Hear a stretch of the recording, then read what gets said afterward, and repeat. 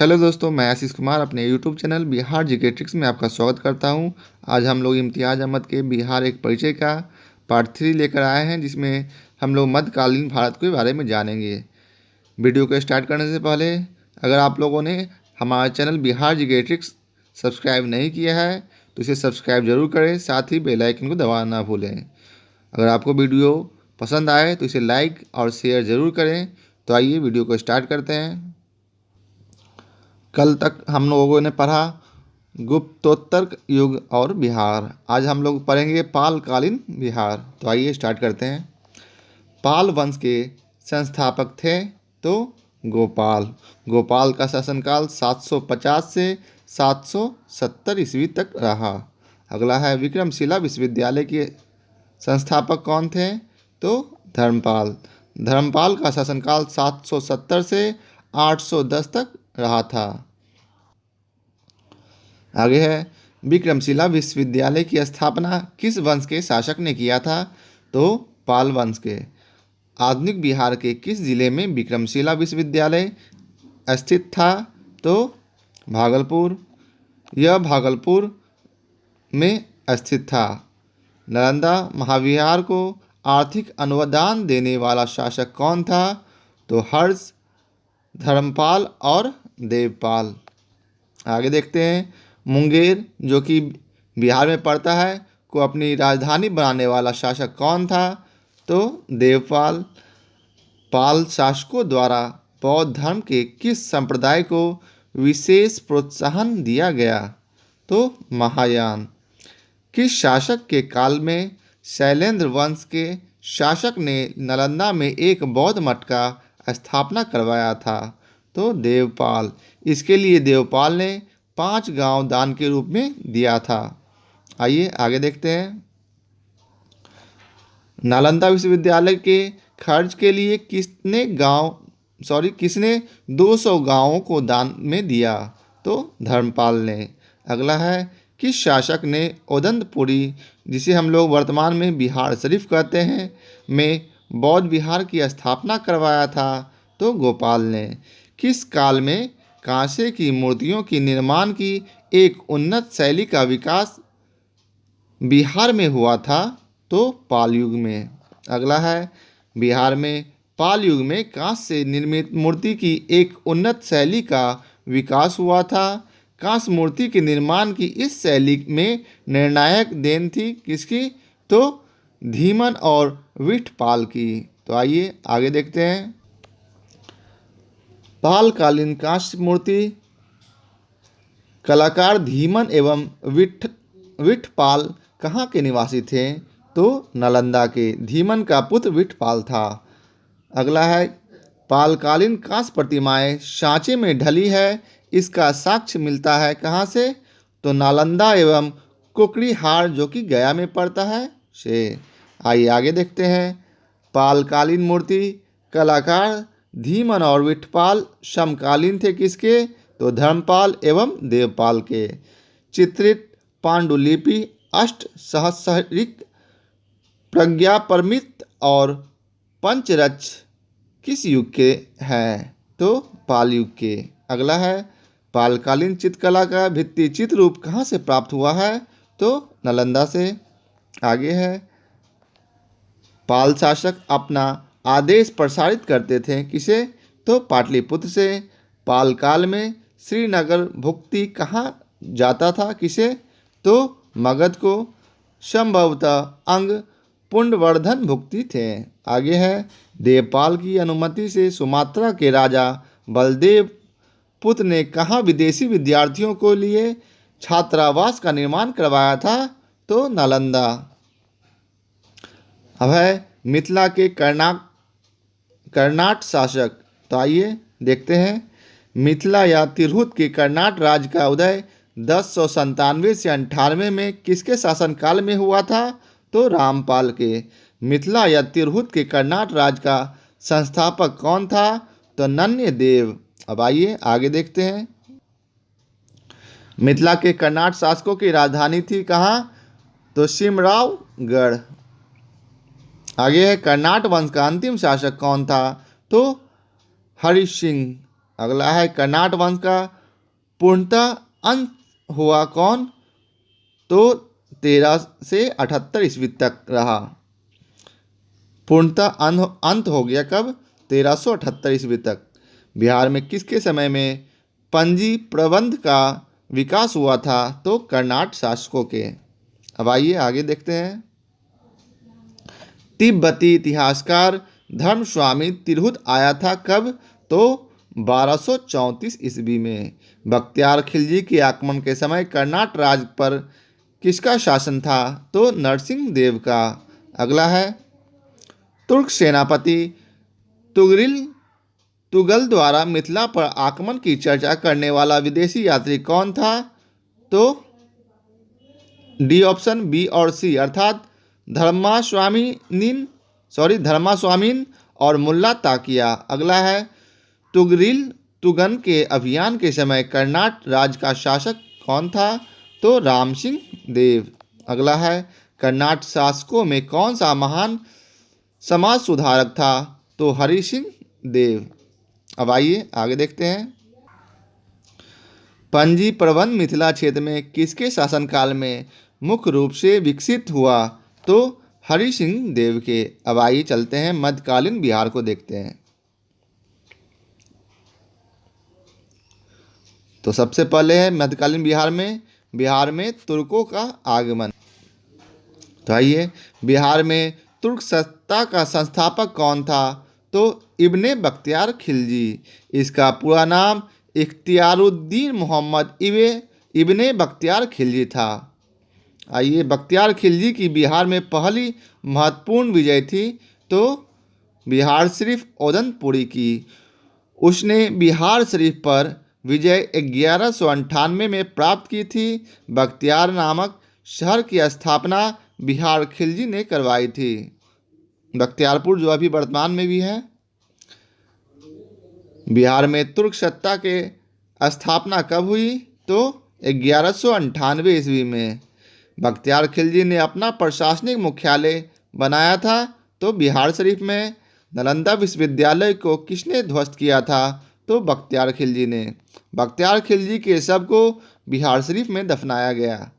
बख्तियार खिलजी के आक्रमण के समय पाल वंशीय शासक था तो इंद्रयुम्न पाल। अगला है बख्तियार खिलजी के आक्रमण के समय सेन वंशीय शासक था तो लक्ष्मण सेन।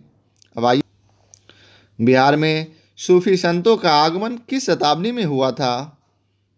तो 12वीं शताब्दी में। बिहार में आने वाले पहले सूफी संत कौन थे? तो मोमिन आरिफ। अगला है मनेर की विजय से किस सूफी संत का संबंध था? तो ताज फकीह। अगला है सल्तनत कालीन बिहार। अब आइए देखते हैं। बिहार में सैनिक अभियान आयोजित करने वाला पहला सुल्तान कौन था? तो इल्तुतमिश। बिहार को दिल्ली सल्तनत के अधीन करने वाला प्रथम सुल्तान था तो इल्तुतमिश। इल्तुतमिश ने 1225 के लगभग किसे पराजित कर बिहार पर अधिकार किया था? तो हिसामुद्दीन एवज। अब आइए आगे है। निम्न में से कौन सल्तनत काल में बिहार का प्रांतपति नहीं रहा था? तो मुबारिज खां। किस काल में बिहार पर दिल्ली सल्तनत के सुल्तानों का निर्णायक वर्चस्व स्थापित हुआ? तो तुगलक काल में। बिहार के कर्नाट वंश के शासक हरि सिंह देव को पराजित करने वाला सुल्तान था तो गयासुद्दीन तुगलक। अब आइए आगे देखते हैं। आगे है मोहम्मद बिन तुगलक ने बिहार के किस नगर का नाम तुगलकपुर कर दिया था? तो सही उत्तर है दरभंगा, जो तिरहुत में पड़ता है। दरभंगा में एक दुर्ग एवं जामा मस्जिद का निर्माण करवाने वाला सुल्तान था तो मोहम्मद बिन तुगलक। तुगलक काल में बिहार की राजधानी थी तो बिहार शरीफ। बिहार शरीफ आधुनिक नालंदा जिले में स्थित है। बिहार राज्य का नाम बिहार किसने दिया था? तो तुर्कों ने। इस क्षेत्र में बुद्ध विहारों की संख्या अधिक थी अतः इन्होंने इसे बिहारों का प्रदेश कहा। बिहार राज्य का नाम बिहार किस काल में पड़ा? तो अभी जाने तुगलक काल में। मलिक इब्राहिम या मलिक बया बिहार का प्रशासक किस काल में था? तो तुगलक काल में। मलिक इब्राहिम बिहार के महत्वपूर्ण प्रशासकों में एक था। बिहार के तुगलक काल के सर्वाधिक महत्वपूर्ण प्रशासक मलिक इब्राहिम या मलिक बया का मकबरा है कहाँ? तो बिहार शरीफ में। बिहार के प्रसिद्ध संत शेख अहमद चिर्मपोश में से भेंट किस सुल्तान ने किया था? तो फिरोज तुगलक ने। फिरोज तुगलक का फारसी अभिलेख कहाँ मिलता है? तो बिहार शरीफ में। अब आइए आगे देख। उत्तर बिहार के कर्नाट शासकों का अंत किस युग के द्वारा हुआ? तो गयासुद्दीन तुगलक। उत्तर बिहार के कर्नाट शासकों का अंत किस सुल्तान के द्वारा हुआ? तो गयासुद्दीन तुगलक। मोहम्मद तुगलक के काल में तिरहुत का क्षेत्र सल्तनत में मिला दिया। 14वीं सदी में तिरहुत में फिरोज ने किस वंश का शासन आरंभ करवाया था? तो वैनवार वंश। अगला है, तिरहुत के किस वैनवार वंश के शासक के छत्र छाया में प्रसिद्ध कवि विद्यापति ने अपने काव्य की रचना की? तो शिव सिंह। अगला है, बिहार में प्रारंभिक तुर्क गतिविधियों के संदर्भ में महत्वपूर्ण जानकारी के प्रमुख स्रोत हैं? तो तबकाते नासिरी। अगला है, इब्राहिम लोदी के काल में बिहार के किस सूबेदार ने सुल्तान के विरुद्ध विद्रोह किया? तो दरिया खान नुहानी। अगला है, बिहार के जनजातीय क्षेत्र के लिए झारखंड शब्द का प्रयोग पहली बार कब हुआ? तो 13वीं शताब्दी में। आगे है, वर्तमान बिहार क्षेत्र के लिए बिहार नाम सर्वप्रथम किस रचना में मिलता है? तो तबकाते नासिरी। अगला है, किस सुल्तान के तिरहुत को तुगलकपुर का नाम दिया गया? तो मोहम्मद बिन तुगलक ने दिया।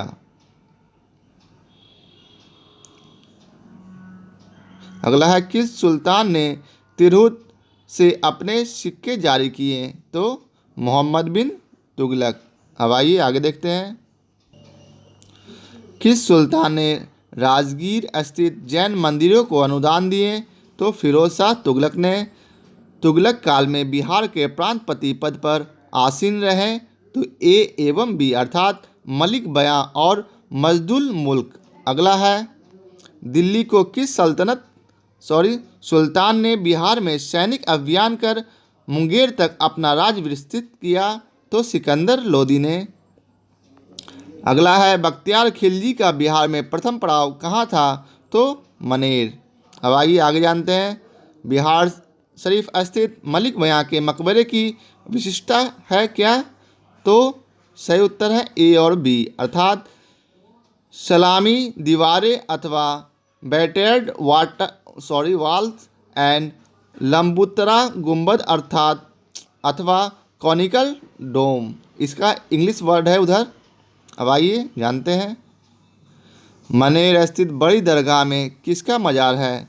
तो मुखदुम याहिया। अगला है, चेरो वंश एवं उज्जैनिया वंश पूर्व मध्यकाल में सोन नदी की घाटी के क्षेत्र में किस जनजातीय राज का उत्थान हुआ? तो खरवार। पाल सत्ता के पतन काल में मध्य बिहार के किस जनजाति ने अपना राज्य गठित किया? तो भार। अब आइए आगे है, 12वीं शताब्दी में पश्चिम बिहार, चंपारण और मुजफ्फरपुर में कौन राज संगठित हुआ? तो चेरो राज। अगला है, चेरो राज का संघर्ष किन मुस्लिम राजवंशों के साथ हुआ?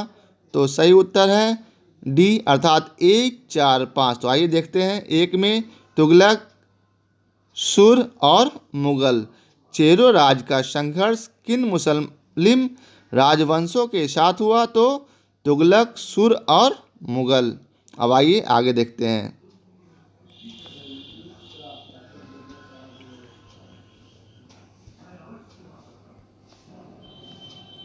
दलपत शाही का संबंध किस राज्य से था? तो उज्जैनिया राज। चेरो शासकों को शाहाबाद क्षेत्र से विस्थापित किया? तो उज्जैनियों ने। शेरशाह ने मुगलों के विरुद्ध संघर्ष में किससे सहायता प्राप्त की थी? तो चेरो शासकों से। अब आइए आगे है, बिहार पर राज करने वाला जनजातीय राजवंश था? तो चेरो वंश। पाल वंश के उपरांत चेरो वंश ने शाहाबाद, सारण, चंपारण एवं मुजफ्फरपुर के जिले में अपनी सत्ता स्थापित की। किस चेरो राजा ने जगदीशपुर के मेले की शुरुआत की? तो फूलचंद। चेरो जनजाति की शक्ति का वास्तविक पतन किसके द्वारा हुआ था? तो उज्जैनिया शासक।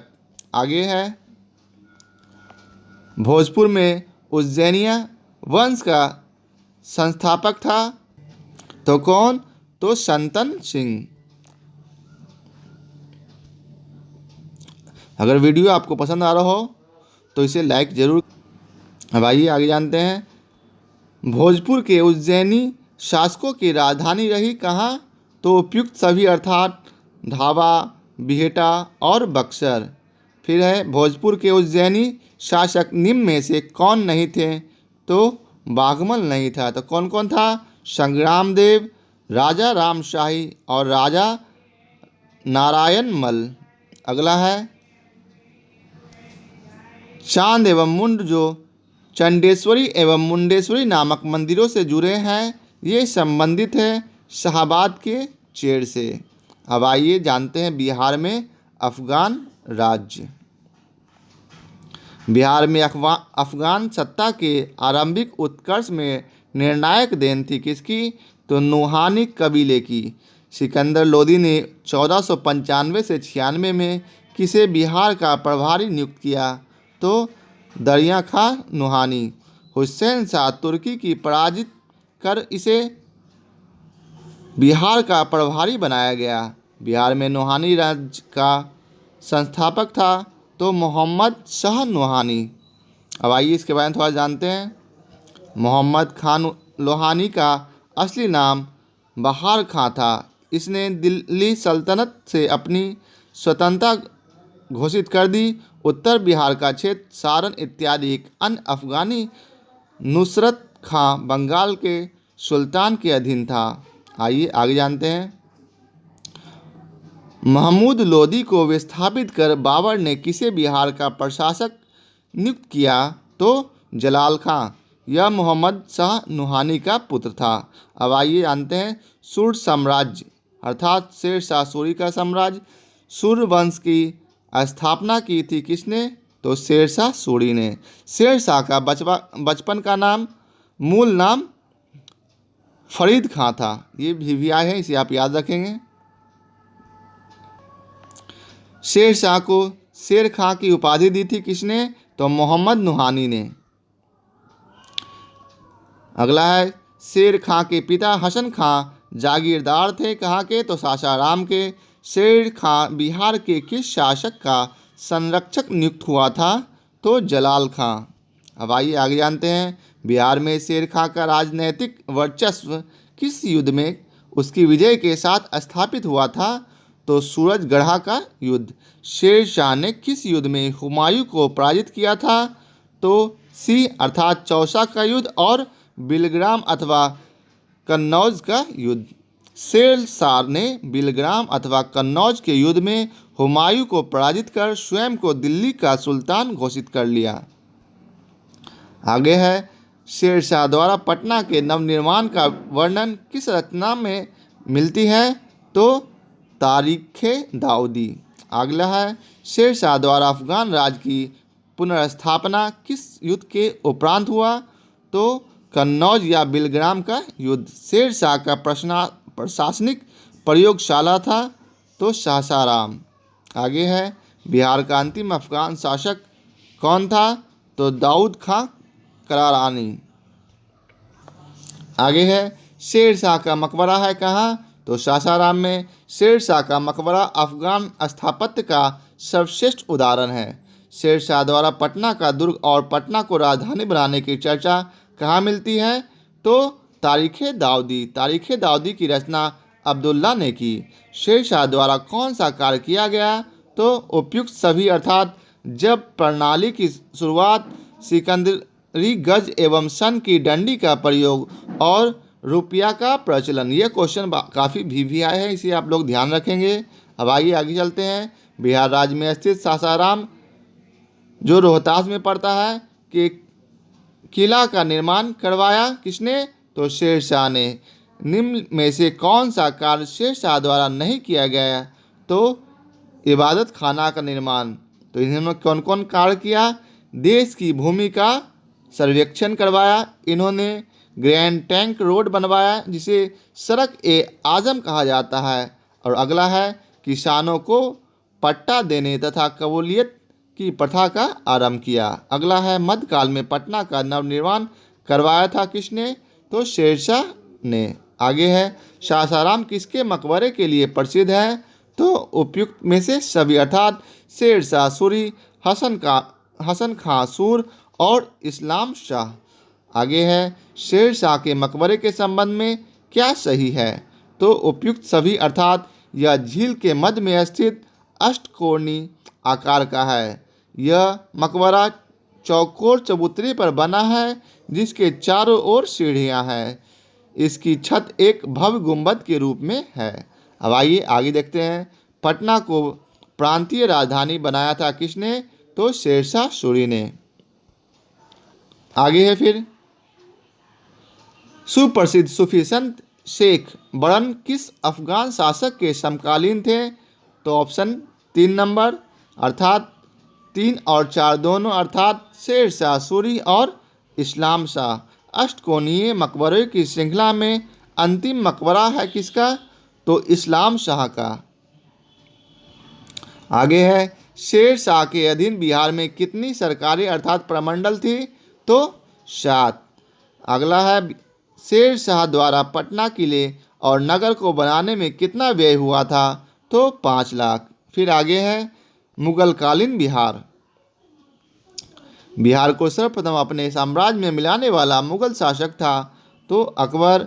बिहार को मुगल साम्राज्य के प्रांत का दर्जा दिया था कब? तो 1580 में। किस मुगल शासक ने मनेर की बड़ी दरगाह का भ्रमण अर्थात दर्शन किया था? तो बाबर ने। किस मुगल शासक ने मनेर में बंगाल के सुल्तान से भेंट की थी? तो हुमायूं ने। अब आइए आगे जानते हैं। पटना की विजय में किस मुगल शासक ने भाग लिया था? तो अकबर ने। किस मुगल राजकुमार ने अपने विद्रोह के क्रम में बिहार में शरण ली थी? तो शाहजहां ने। अब आगे देख मुगलकालीन बिहार में कितनी सरकारें थी? तो 7। अकबरकालीन बिहार के सूबेदारों में सबसे प्रसिद्ध कौन था? तो राजा मान सिंह। बिहार किस मुगल सूबेदार ने रोहतास को अपनी राजधानी बनाया? तो राजा मान सिंह ने। आगे है किस मुगल शासक ने समय में बिहार में सर्वाधिक विद्रोह हुआ? तो अकबर। बिहार में मुगलकालीन इमारतों में सबसे पुरानी अर्थात पुराना है तो हाजीपुर की जामा मस्जिद। राजकुमार अजीम द्वारा अजीमाबाद को बसाने पर कितना व्यय किया गया? तो 1 करोड़। अगला है बिहार में राजकुमार अजीम का कार्यकाल था तो 1702 से 12 ईस्वी तक। औरंगजेब के शासनकाल में बिहार में सरकारों अर्थात प्रमंडलों की संख्या थी 8। किस मुगल शासक के शासनकाल में खोखड़ा देश अर्थात छोटा नागपुर की विजय स्तंभ हुई? तो जहांगीर। अगला है सिख गुरुओं में किनका बिहार से घनिष्ठ संबंध रहा? तो सी अर्थात 1, 3 और 4। तो कौन कौन है? गुरु नानक, गुरु तेज बहादुर और गुरु गोविंद सिंह। अब आइए आगे देखते हैं। किस मुगल सम्राट के शासनकाल में बिहार पर दिल्ली का नियंत्रण वस्तुतः समाप्त हो गया? तो फर्रुखशियर। ईरानी यात्री मोहम्मद हाशिद किस मुगल शासक के समय में बिहार आया था? तो जहांगीर। ईरानी यात्री अब्दुल लतीफ़ किस मुगल शासक के शासनकाल में बिहार आया था? तो अकबर। आगे देखते हैं। राजा मान सिंह को बिहार प्रांत की प्रांतपति नियुक्त किया था किसने? तो अकबर ने। राजा मान सिंह ने रोहतास को अपनी राजधानी बनाया। अगला है मुगल शासक जहांगीर ने 1621 में किसे बिहार का प्रांतपति नियुक्त किया था? तो मुर्शीद कुली को। अगला है राजकुमार अजीम को किसने बिहार का सूबेदार बनाया? तो औरंगजेब ने। पटना को अजीमाबाद नाम दिया किसने? तो राजकुमार अजीम ने। अगला है वह प्रथम मुगल सम्राट जिसका राज्याभिषेक बिहार में हुआ? तो फर्रुखसियर। अगला है किस मुगल शासक का राज्याभिषेक पटना में हुआ था? तो फर्रुखसियर। किस मुगल शासक के काल में बिहार पर बंगाल के नवाबों का नियंत्रण स्थापित हुआ? तो बहादुर शाह प्रथम। मुगल प्रांत बनने के उपरांत बिहार का गवर्नर बना? तो मिर्जा अजीज कोकल दास। फिर आगे है मुगलकालीन बिहार का गवर्नर रहा? तो उपयुक्त में से सभी अर्थात शुजात खां, सईद खां और मुकर्रब खां। अगला है बिहार में किस मुगल शासक का राज्याभिषेक अंग्रेजों के संरक्षण में हुआ था? तो सही उत्तर है शाह आलम द्वितीय। मुगल काल में बिहार का व्यापार किस महाद्वीप से होता था? तो उपयुक्त सभी अर्थात एशिया, अफ्रीका और यूरोप। बिहार में मुगल स्थापत्य कला का सर्वश्रेष्ठ उदाहरण है कौन? तो मनेर स्थित शाह दौलत का मकबरा। बिहार के मनेर में स्थित शाह दौलत का मकबरा बनाया था किसने? तो इब्राहिम खां काकर ने। इसे जहांगीर के शासनकाल में बिहार के प्रांतपति इब्राहिम खां काकर ने बनवाया था। बिहार के मनेर में स्थित शाह दौलत का मकबरा के संबंध में क्या सही है? तो सी अर्थात 1 और 2 दोनों। इसका निर्माण लाल पत्थर से हुआ है। इस पर अकबर के अधीन विकसित संश्लेषित शैली का प्रभाव है। अब आइए आगे जानते हैं। 1556 से 57 में मुगल शासक अकबर ने किसकी विद्वता के पुरस्कार में उसे मिथिला का राज दे दिया? तो महेश ठाकुर। शाहजहां के काल में बिहार का सूबेदार कौन था? तो शाइस्ता खां। अब आइए आगे है अकबर ने बंगाल तथा बिहार को मुगल साम्राज्य में मिलाया कब? तो 1576 में। फिर आगे है इसके बारे में थोड़ा जान लेते हैं। अकबर ने बंगाल और बिहार को सन 1575 से 76 ईस्वी में अपने साम्राज्य के अधीन कर लिया। अगला क्वेश्चन, मुगल काल में किस वर्ष बिहार को बंगाल सूबे का अंग मान लिया गया था? तो 1733। तो आज के लिए बस इतना ही। आगे देखेंगे आधुनिक बिहार।